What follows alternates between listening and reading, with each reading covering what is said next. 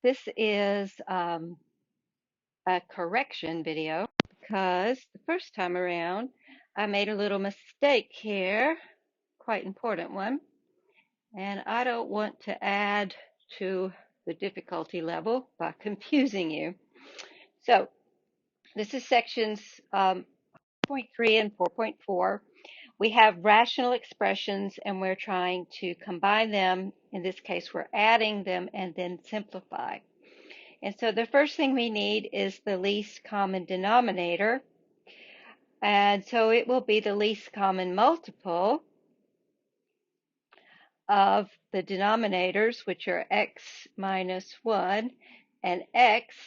And since they have nothing in common, this least common multiple is just going to be this product, x minus 1 times x, which let's go ahead and see what that will look like. That will be x squared minus x. So in my first term, I have 6x over x minus 1. This denominator needs the x, so I multiply by x over x, which is equivalent to 1. And then my second term, 5 over x, it needs the factor x minus 1. I'll go ahead and put in parentheses. So I multiply by x minus 1 over x minus 1. And again, the reason we can do this is these expressions are equivalent to 1. So now we just have to carefully multiply out our numerators. Our denominator is x times x minus 1. My numerator this term will be 6x squared plus 5x minus 5.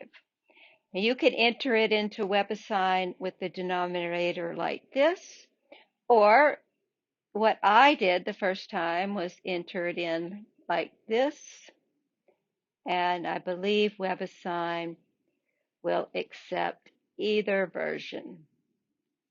So again, this is just a correction of the mistake I made in number 5 in the original video. I did one thing that's very easy to do. When I multiplied x minus 1 times x, I think I had it in the other order just to show you. This is something that is a common mistake. I said that this is x squared minus 1 because I got lazy. I multiplied the x times the x and then I forgot to multiply it by 1. So that was just a mistake. So sorry about that, and thank you to the student who pointed it out to me. If you ever see something, please say something and I will try to fix it. That's part of the problem when I'm not teaching to you face to face, because I'm sure one of you in class would have said, "Hey, Dr. Maxwell, I don't think that looks right." I call this teaching into the void. It's easier to make mistakes this way sometimes. All right, thank you for your patience.